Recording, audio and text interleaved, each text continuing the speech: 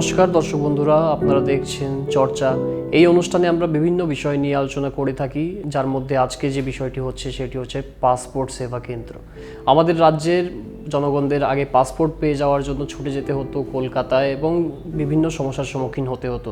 2015 December থেকেই শুরু হয় আমাদের রাজ্যে পাসপোর্ট সেবা কেন্দ্র এবং সমস্ত বিষয়ের মধ্যে যে বিষয়টা এখানটায় রয়েছে আমাদের বোঝার, যে পাসপোর্ট একটা খুবই জরুরি ডকুমেন্ট, শুধু বিদেশে যাওয়ার জন্যই না। আজকাল বিভিন্ন জায়গায় আপনি অ্যাপ্লাই করতে গেলে পাসপোর্ট এমন একটি পেপার ডকুমেন্ট যেটি আপনার অ্যাপ্লাই করলে আধারের ইকুইভ্যালেন্ট বলতে পারেন।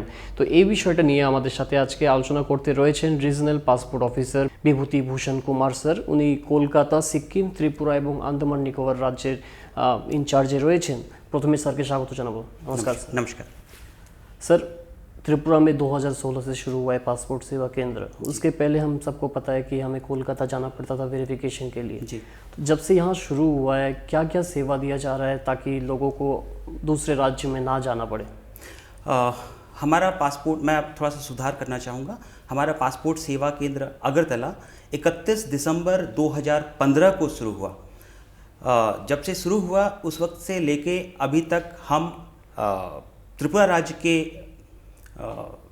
वासिंदों को पासपोर्ट, पीसीसी और इससे पासपोर्ट से जो भी महत्वपूर्ण दस्तावेज हैं वो हम प्रोवाइड करवाते हैं। इसके लिए उनको अभी कलकत्ता तक की यात्रा करने की ज़रूरत नहीं पड़ती है। सारी प्रक्रिया यहीं पे पूरी हो जाती है। पासपोर्ट की सारी प्रक्रिया का मतलब हुआ आपका फ़ोटोग्राफी, आपके फिंगरप्रिंट्स लेने होते हैं, आपके सारे डॉक्यूमेंट्स स्कैनिंग करने होते हैं। उसके बाद फ़ाइल यहाँ पे प्रोसेस होती है, वेरीफाई होती है और हमारे अधिकारी जो यहाँ बैठे होते हैं उसको ग्रांट करते हैं। जैसे ही फ़ाइल ग्रांट होती है, ग्रांट होने के बाद वो आपका पुलिस वेरिफिकेशन के लिए सीधा ऑनलाइन ही वो चला जाता है। और जैसे ही पुलिस वेरिफिकेशन हमारे पास पहुँचता है, जो कि क्लियर होना चाहिए, अगर क्लियर पुलिस वेरिफिकेशन रिपोर्ट हमारे पास आती है तो जिस दिन पासपोर्ट क्लियर पुलिस वेरिफिकेशन हमारे पास आती है, अगर 12 बजे से पहले हमारे पास वो पहुंचता है तो हम सेम डे पासपोर्ट प्रिंट करके डिस्पैच कर देते हैं। और अगर 12 बजे के बाद हमारे पास पहुंचती है तो नेक्स्ट वर्किंग डे में हम पासपोर्ट को डिस्पैच कर देते हैं। जी, तो ये वेरिफिकेशन पे हम आएंगे सर, लेकिन सबसे पहले जो विषय हमें जानना है या फिर हमारे राज्यवासी को जानना होगा वो ये है, पासपोर्ट के लिए सबसे पहले वो कैसे अप्लाई करे, कहाँ जाए, किससे संपर्क करें? मैं आपके माध्यम से जनरल पब्लिक को बताना चाहूँगा कि हमारे गवर्नमेंट ऑफ इंडिया का पासपोर्ट के लिए वेबसाइट है www.passportindia.gov.in। हमारे इसी वेबसाइट पे जो पासपोर्ट एप्लीकेंट है, जिनको पासपोर्ट की रिक्वायरमेंट है, वो अप्लाई कर सकते हैं। और इसके अलावा जो भी वेबसाइट आप जैसे ही कंप्यूटर खोलते हैं तो जो भी वेबसाइट इसके अलावा नज़र आता है वो फेक होगा। मैं दोबारा बताना चाहूँगा, हमारा गवर्नमेंट ऑफ इंडिया का पासपोर्ट के लिए वेबसाइट है www.passportindia.gov.in। आप हमारे वेबसाइट में इन करके अपना सारा personal details, personal particulars fill up करके 1500 रुपये का आप 1500 रुपये आप हमारे वेबसाइट में जमा करें, हमारे लिए जमा करें। और उसके बाद आपको 5 दिन का, जैसे ही आप 1500 रुपये पे करेंगे, 5 दिन का आपके पास एक विंडो आएगा। 5 दिन में से किसी भी दिन आप सेलेक्ट करके हमारे जो पासपोर्ट सेवा केंद्र है यहाँ पे अगरतला में, वहाँ पे जाकर अपने डॉक्यूमेंट वेरीफाई करवा के अपना पासपोर्ट फाइल ग्रांट करवा सकते हैं। राइट। तो सर, इसमें जो आपने अभी बताया कि पासपोर्ट अप्लाई करने के लिए जो वेबसाइट में जाना होता है, वहाँ तक हम पहुँच भी गए, क्या क्या पेपर चाहिए होता है? या फिर कभी कभी देखा जाता है किसी के पास सिटीजनशिप नहीं है, किसी के पास PRTC नहीं है, जो होता है परमानेंट रेसिडेंटशिप सर्टिफिकेट, या फिर आधार कार्ड में कुछ प्रॉब्लम है, नाम में मिसमैच है, तब क्या क्या कर सकते हैं? देखिए, पासपोर्ट बनवाने के लिए हमें 3 चीज़ों की ज़रूरत होती है। एक आपका डेट ऑफ बर्थ प्रूफ, दूसरा आपका एड्रेस प्रूफ, और तीसरा अगर ECNR पासपोर्ट बनवाना चाहते हैं तो उसके लिए 10th पास और उसके ऊपर की पढ़ाई का सर्टिफिकेट, या फिर इनकम टैक्स रिटर्न जो आपने भरा है वो।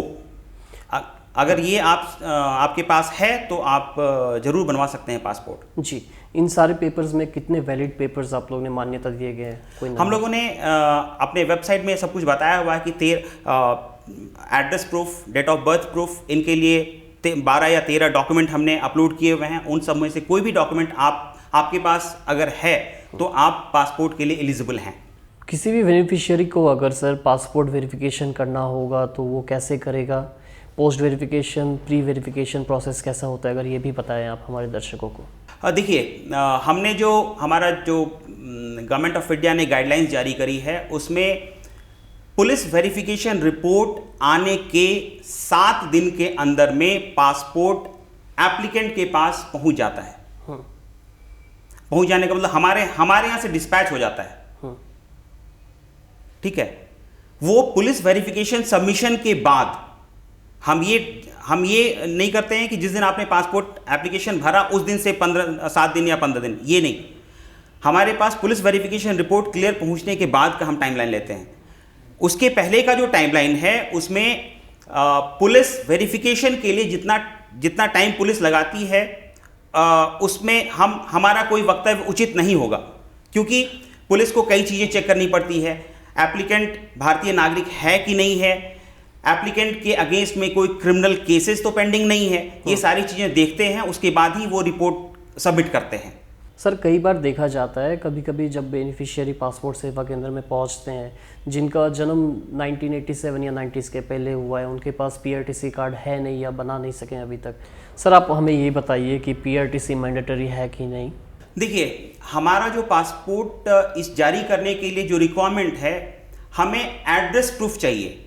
उसके बाद जो नागरिकता है उसको चेक करने का अधिकार पुलिस को है।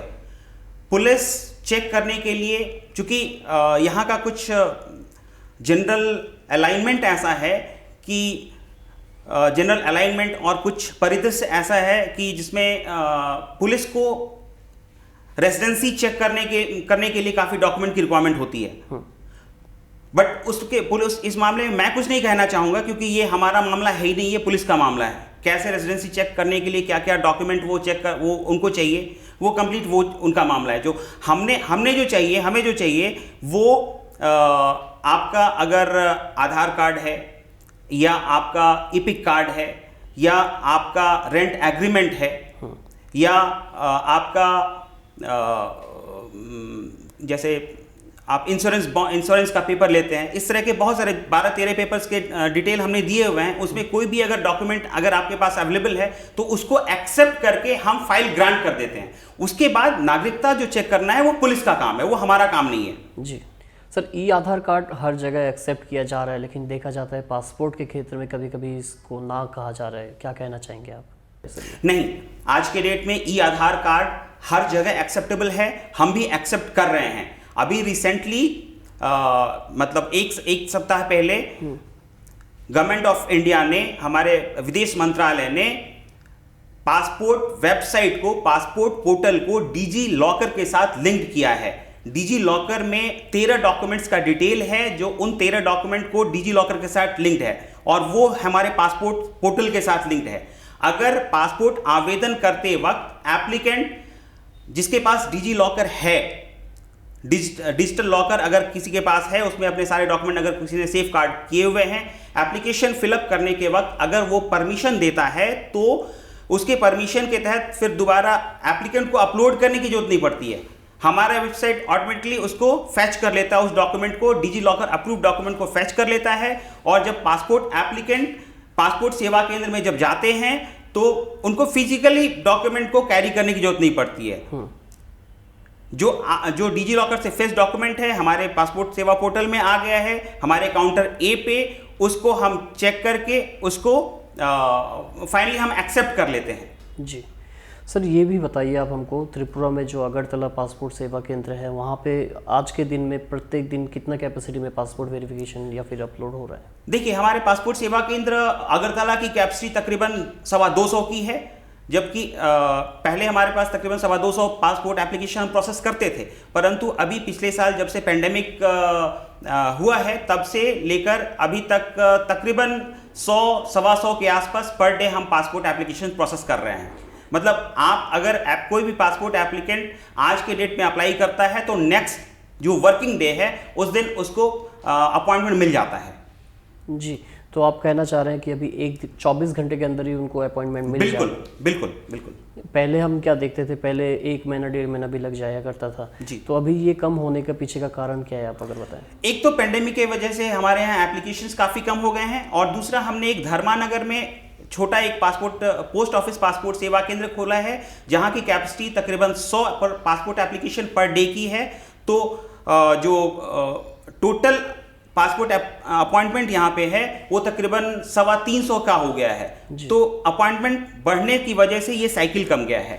जी, क्या और कोई ऐसा सिद्धांत लिया जाएगा कि जैसे आपने बताया अभी धर्मनगर में एक खुला है, तो दक्षिण प्रांत में त्रिपुरा के वहाँ पे या फिर कहीं और खोलने का कोई? जो गवर्नमेंट ऑफ इंडिया का प्रोविज़न है कि हर कंस्टिट्यूएंसी में, हर पार्लियामेंट्री कंस्टिट्यूएंसी में एक पासपोर्ट सेवा केंद्र या पोस्ट ऑफिस पासपोर्ट सेवा केंद्र होना चाहिए, जो कि यहाँ पे एग्जिस्ट कर रहा है। इसलिए फिलहाल अभी इसकी रिक्वायरमेंट नहीं है। तो सर ये भी जानना होगा हमारे राज्यवासी को कि त्रिपुरा आपको पता है भौगोलिक तौर से बांग्लादेश के साथ बहुत ही करीब 3 तरफ से घिरा है। सीनियर सिटीजन के क्षेत्र में क्या किया जा सकता है? कई बार देखा जाता है कई लोगों के पास सारे पेपर्स होते नहीं हैं, तो उन लोगों के लिए क्या करना सही रहेगा?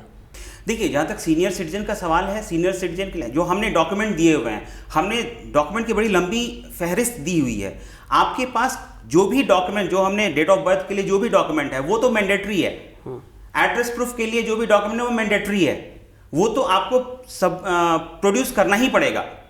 इसके अलावा जो सीनियर सिटीजन के लिए है, उन सीनियर सिटीजन के लिए हमने कुछ सुविधाएं दी हुई हैं। जैसे सीनियर सिटीजन अगर फ्रेश मतलब पहली बार पासपोर्ट के लिए आवेदन करता है तो उसको जो पासपोर्ट आवेदन शुल्क है 1500 रुपये का, उसमें हम 10% रिबेट देते हैं। मतलब कि एक सीनियर सिटीजन को अगर नॉर्मल सिटीजन को 1500 रुपये देने पड़ते हैं तो सीनियर सिटीजन को 1350 रुपये पासपोर्ट आवेदन के लिए देने पड़ते हैं। ये तो एक सुविधा हो गई। दूसरी सुविधा, अगर सीनियर सिटीजन 50 ईयर्स से ऊपर है, हमारे पास जो डिटेल है उसके आधार पे अगर आप 50 साल से ऊपर के हैं तो आपको ECNR मतलब immigration check not required passport के लिए आपको अलग से कोई डॉक्यूमेंट प्रोड्यूस करने की जरूरत नहीं पड़ेगी। आपके एज के आधार पे हम आपको ECNR पासपोर्ट जारी करेंगे, subject to clear police verification. जी सर, ECR और ECNR के बीच में क्या डिफरेंस है, ये भी अगर आप बताएं हमारे दर्शकों को। देखिए, पासपोर्ट 2 तरह के होते हैं, एक ECR जिसको कहते हैं इमिग्रेशन चेक रिक्वायर्ड, और दूसरा ECNR immigration check not required. Immigration check required passport वो होता है जिसमें अगर एप्लीकेंट 10वीं पास नहीं किया है, 10वीं या उससे नीचे के लोग, जो 10वीं पास नहीं करने वाले लोग हैं या जिन्होंने अपना इनकम टैक्स रिटर्न नहीं भरा हुआ है, उन लोगों के लिए जब वो बाहर किसी दूसरे कंट्री में काम करने के लिए जाते हैं तब गवर्नमेंट ऑफ इंडिया उनको उनकी सारी जानकारी अपने एम्बेसी या अपने काउंसलेट के थ्रू सारा प्रोटेक्ट करके रखती है। आप कहीं किसी दूसरे कंट्री में काम के सिलसिले में गए हैं, हम मान के चलते हैं चूंकि आपकी पढ़ाई पूरी नहीं हुई है, आप 10 क्लास से नीचे पढ़े हुए हैं, तो आप अपने आप को सेफगार्ड नहीं कर सकते। तो आपको सेफगार्ड करने के लिए आप दूसरे कंट्री में जहां कहीं भी जा रहे हैं, कहां रह रहे हैं, कैसे रह रहे हैं, किस कंपनी में काम कर रहे हैं, आपकी अर्निंग का स्रोत क्या है, आपको कितने पैसे मिल रहे हैं, आप वहां पे किससे मिलेंगे, ये सारी जानकारी हमारे काउंसलेट या फिर वहां पे विदेश में जो हमारे एम्बेसी हैं वहां पे सारी जानकारी सुरक्षित रखी जाती है, so that in case of need, जब आपको रिक्वायरमेंट हो, इन केस आपसे जहां पे आप काम कर रहे हैं आपसे ज़्यादा काम करवा रहा है या फिर आपको पूरे पैसे नहीं दे रहा है या फिर आपसे कोई गलत काम करवा रहा है, तो उससे आपको सेफगार्ड करने के लिए वो जो हमारे गवर्नमेंट ऑफ इंडिया ने एक प्रावधान किया है, उसके लिए कम पढ़े लिखे लोगों के लिए जिससे कि वो शोषित ना हो सके, तो उनको ECR पासपोर्ट जारी किया जाता है। और ECNR पासपोर्ट का मतलब ये हुआ कि आप 10 क्लास से ज़्यादा पढ़े हुए हैं, आप अपने आप को सेफ गार्ड कर सकते हैं। तो उनकी जानकारी हमारे एम्बेसी और हमारे काउंसलेट जनरली नहीं रखती है, जरूरत नहीं पड़ती है, क्योंकि हम ये मान के चलते हैं वो अपने आप को सेफ गार्ड कर सकते हैं। जी सर, आपने अभी ये बताया कि जो कम पढ़े लिखे हैं या थोड़ा बहुत पढ़ चुके हैं वो बाहर जाना चाहते हैं, फिलहाल ही में देखा गया है कि जो माइनॉरिटी कम्युनिटी से हैं, जो मदरसा से पास आउट करते हैं, जिनके पास मदरसा का सर्टिफिकेट होता है, वो त्रिपुरा बोर्ड के अंडर में ही पढ़ते हैं।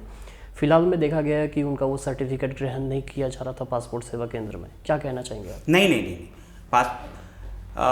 मैं अगेन आपको ये बताना चाहूँगा कि जो हमारे गवर्नमेंट ऑफ इंडिया के नॉर्म्स हैं उसके तहत जो भी बोर्ड जिसकी मान्यता प्राप्त है और अगर उसकी मान्यता 10वीं या 10वीं से ऊपर की है तो उस बोर्ड के द्वारा जारी किया हुआ सर्टिफिकेट को हम एक्सेप्ट करते हैं। जी। तो ऐसा कोई बात नहीं है कि अगर कोई वो कागज़ लेके जाए उनको मना किया जाए? नहीं, ऐसा मना हम कर ही नहीं सकते हैं। अगर ऐसा कुछ होता है, वो अगर उसमें कोई किसी के डॉक्यूमेंट में डाउट होता है तो हम उस डॉक्यूमेंट को कंसर्न जो इशूइंग अथॉरिटी है उनसे हम वेरीफाई करवाते हैं। वेरीफाई करवाने के बाद हम पूरी तरह आश्वस्त हो जाते हैं कि जो इनके पास इनको डॉक्यूमेंट जारी किया गया है वो सही डॉक्यूमेंट है, उसके बाद ही हम उसको पासपोर्ट जारी करते हैं। जी सर, और एक जो बात हमारे दर्शकों को जानना होगा ये होगा कि मिडिल मैन से कैसे बचा जा सकता है? देखिए, मैं अगेन आपके चैनल के माध्यम से ये बताना चाहूँगा कि हमारा जो पासपोर्ट वेबसाइट है बहुत ही यूज़र फ्रेंडली है। अगर आपको कंप्यूटर की बेसिक नॉलेज है या फिर आप अपने मोबाइल से, जो आप आज के डेट में हर किसी के हाथ में हम एक नॉर्मल स्मार्टफोन देखते हैं, स्मार्टफोन में फिडलिंग करते हैं, तो जिसको थोड़ी सी भी बेसिक नॉलेज है उसको किसी भी दूसरे लोगों के चक्कर में या दूसरे के हेल्प लेने की जरूरत नहीं है। आप हमारे वेबसाइट में इंटर करिए और आपको हर आगे आने वाले स्टेप की जानकारी वो खुद ब खुद देगा कि इसके बाद आपने क्या करना है। 1 नंबर पॉइंट आपने भरा, उसके बाद 2 नंबर आपने पॉइंट भरा, उसके बाद मतलब क्या करना है, कैसे करना है, सारी जानकारी उसमें मेंशन की हुई है। आप जो जितने भी पासपोर्ट एप्लीकेंट हैं वो अपने आप पे भरोसा रखें, सेल्फ बिलीफ होना चाहिए। उनको ये नहीं लगना चाहिए कि हम ये काम नहीं कर सकते हैं, हम कर सकते हैं, इसमें कौन सी ऐसी बड़ी भारी बात है। इससे मुश्किल काम तो हम मोबाइल में करते हैं। जब मोबाइल में कर सकते हैं जिसमें कुछ भी आपको बताया नहीं जाता है, और ये तो हमारा वेबसाइट आपको सब कुछ बता रहा है, तो आप खुद करें, खुद भरें, खुद जो हमारा जो 1500 रुपए का जो पेमेंट है वो पेमेंट खुद करें, डिजिटली पेमेंट करें, और उसके बाद खुद आप अपॉइंटमेंट लीजिए। आप जैसे ही सारा फॉर्म फिलअप कर लेते हैं तो उसके बाद 5 दिन का आपके पास एक विंडो आता है। 5 दिन के विंडो जो अवेलेबल विंडो है, मतलब कि जैसे आज हमारा नेक्स्ट डे अपॉइंटमेंट अवेलेबल है, तो जैसे आज हो गया फ्राइडे, मंडे से लेके अगले 5 दिन तक का आपके पास ये स्लॉट आएगा। उसमें आप दिन सेलेक्ट कर सकते हैं, टाइम आप नहीं खुद कर सकते हैं, लेकिन दिन आप सेलेक्ट कर सकते हैं। जिस दिन आप फ्री हैं आप उस दिन का अपॉइंटमेंट लीजिए, और सारे डॉक्यूमेंट, अगर आपके पास डिजिटल डॉक्यूमेंट डिजी लॉकर में अवेलेबल है तो फिर डिजी लॉकर का सहायता लीजिए, नहीं तो फिर फिजिकल डॉक्यूमेंट आप लेकर वहां पे जाइए पुलिस अपना पासपोर्ट सेवा केंद्र में, वहां पे सारी प्रोसेसिंग हो जाएगी। बिल्कुल ही आसान प्रक्रिया है। जी सर। और एक बार जस्ट मैं एक ऐड करना चाहूँगा, जैसे ही आप हमारे पासपोर्ट सेवा केंद्र में जाते हैं वहाँ पे हार्डली आधे घंटे का काम है ये। आपके हम फोटोग्राफ लेंगे, आपके फिंगरप्रिंट्स कैप्चर करेंगे, आपके डॉक्यूमेंट अगर अपलोडेड नहीं है तो अपलोड करेंगे, आपके डॉक्यूमेंट वेरीफाई हमारे वेरिफिकेशन ऑफिसर करेंगे, फिर ग्रांट करेंगे। हार्डली आधे घंटे का काम है। जी, यहाँ पे जो एक और बात जानना होगा, पासपोर्ट सेवा केंद्र में वेरिफिकेशन, फ़ोटो खींचना सब हो गया, उसके बाद वेरिफिकेशन करना होता है पुलिस स्टेशन में जाके, या फिर पुलिस आपके घर आते हैं। ये सारा प्रक्रिया में देखा जाता है बहुत लंबा समय चले जाता है, बहुत समय इन्फॉर्मेशन नहीं पहुँचता है कि आपको जाके वेरिफिकेशन करना है या आपका पेपर पहुँच चुका है पुलिस स्टेशन में। इसको कैसे टैकल किया जा सकता है? देखिए, जो हमारे पास पासपोर्ट की फाइल, पासपोर्ट की एप्लीकेशन जैसे ही हमारे ग्रांटिंग ऑफिसर ग्रांट करते हैं तो ये ऑनलाइन जो आपने एड्रेस दिया हुआ है, जो अपना एड्रेस दिया हुआ है, जो पुलिस स्टेशन दिया हुआ है, जो डिस्ट्रिक्ट दिया हुआ है, तो ऑनलाइन ये सीधे जैसे ही फाइल ग्रांट नहीं हुई कि ऑनलाइन ये जो फाइल है, फाइल का सारा डाटा, पर्सनल पार्टिकुलर फॉर्म उसको कहते हैं, जो पुलिस के पास जाता है, वो सीधा वहाँ पे हिट करता है। उनके डिस्ट्रिक्ट हेडक्वार्टर में जैसे ही फाइल ग्रांट हुआ, पीपी फॉर्म होता है वो डिस्ट्रिक्ट पुलिस हेडक्वार्टर में हिट कर जाता है, वहाँ पे चला जाता है। फिर उसके बाद डिस्ट्रिक्ट पुलिस हेडक्वार्टर में क्या करते हैं कि वो जो डाटा है, पीपी फॉर्म जो है, वो वहाँ से डाउनलोड करते हैं, प्रिंट निकालते हैं, और कंसर्न जो डीलिंग ऑफिसर है, डीलिंग पुलिस ऑफिसर जो कि वेरीफाई करना है, जिसको वेरीफाई करना है उसके पास भेज देते हैं। वो पुलिस वेरिफिकेशन फॉर्म जो है कंसर्न थाने में जाके थाने वाला जो वेरीफाइंग ऑफिसर वेरीफाई करके, मतलब ये थोड़ा सा मैनुअल मोड में जो चल रहा है तो इसकी वजह से टाइम लग रहा है। अभी हमने कल रिक्वेस्ट किया है यहाँ के माननीय डीजीपी महोदय से कि इस प्रक्रिया को मोबाइल पुलिस ऐप के थ्रू प्रोसेस करवाएं। हमारा पैन इंडिया जो टाइमिंग है वो काफ़ी कम है, 7 से 8 दिन का है। पूरे इंडिया में जो एवरेज टाइम है पुलिस वेरिफिकेशन सबमिट का वो 7 से 8 दिन का है, जबकि यहाँ पे त्रिपुरा में ये तकरीबन 100 दिन का है। तो इस टाइम को घटाने के लिए हमने रिक्वेस्ट किया है और डीजीपी महोदय ने बिल्कुल आश्वस्त किया है कि हम इस प्रक्रिया को अपनाएंगे, मोबाइल पुलिस एप्लीकेशन की प्रक्रिया को अपनाएंगे। तो जैसे ही वो प्रक्रिया शुरू हो जाएगी तो police verification time automatically cut short हो जाएगा। तो सर और एक जो बात जानना है हमें हमारे दर्शकों को वो ये है, प्री वेरिफिकेशन पोस्ट वेरिफिकेशन में क्या क्या किया जाता है वो अगर आप बताएं। देखिए यहाँ पे पासपोर्ट जब हम जारी करते हैं तो उसमें 3 तरह की चीज़ें होती हैं। एक तो प्री वेरिफिकेशन होता है, दूसरा पोस्ट वेरिफिकेशन होता है और तीसरा नो पुलिस वेरिफिकेशन होता है। तो सबसे पहले मैं नो पुलिस वेरिफिकेशन शुरू करता हूँ। No police verification government employ और पीएसयू एम्प्लॉय के लिए लागू होता है। इसके तहत अगर कोई गवर्नमेंट एम्प्लॉय है या पीएसयू एम्प्लॉय है, अगर वो अनेक्चर ए सबमिट करता है तो उसके लिए हम पुलिस वेरिफिकेशन नहीं करवाते हैं। पुलिस जैसे ही उसका फाइल ग्रांट हुआ सीधा वो प्रिंट में चला जाता है और प्रिंट होकर कंसर्न एप्लीकेंट के पास डिस्पैच हो जाता है।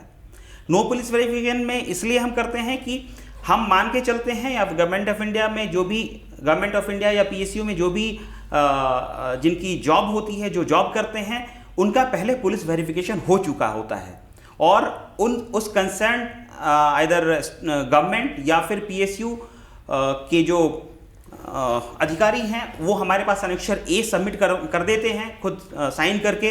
तो उसको हम as a police verification treat करके हम नो पुलिस वेरिफिकेशन उनका पासपोर्ट जारी कर देते हैं।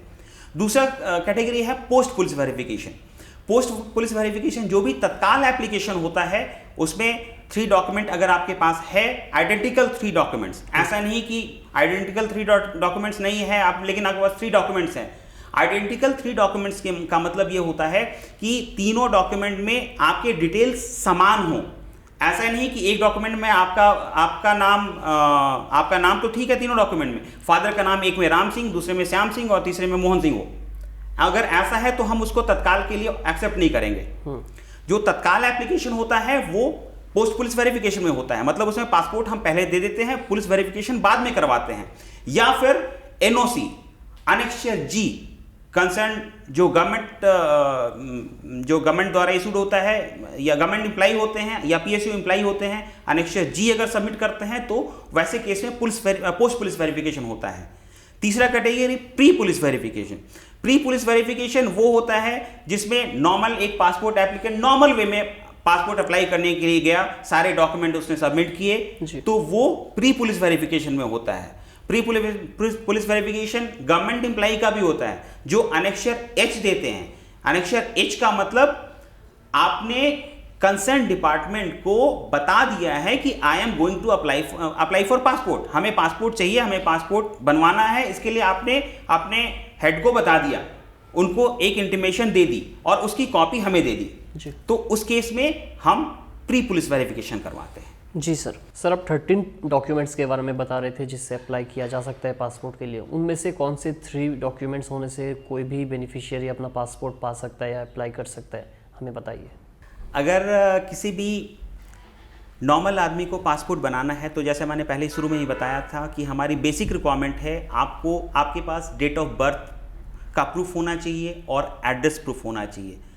डेट ऑफ बर्थ का जो प्रूफ जो हमारे पास एक्सेप्टेबल है, जो हम डॉक्यूमेंट्स एक्सेप्ट करते हैं, आपका अगर बर्थ सर्टिफिकेट है एक्सेप्टेबल डॉक्यूमेंट है, आपका आधार कार्ड है जिसमें डेट ऑफ बर्थ होता है एक्सेप्टेबल डॉक्यूमेंट्स है, आपका 10th का सर्टिफिकेट है उसमें भी डेट ऑफ बर्थ होता है, वो एक्सेप्टेबल डॉक्यूमेंट है, आपका पैन कार्ड जो है उसमें डेट ऑफ बर्थ होता है, वो हम एक्सेप्ट करते हैं, आपका इंश्योरेंस का पेपर है उसको एक्सेप्ट करते हैं, ड्राइविंग लाइसेंस में भी डेट ऑफ बर्थ होता है, उसको as a date of birth document हम एक्सेप्ट करते हैं। ये कुछ बेसिक डॉक्यूमेंट्स हैं जिसको हम as a date of birth proof accept करते हैं। इसके अलावा और भी बहुत सारे डॉक्यूमेंट्स हैं जिसको हम एक्सेप्ट करते हैं, जो कि आप जिसकी जानकारी हमारे वेबसाइट में आपको मिल जाएगी।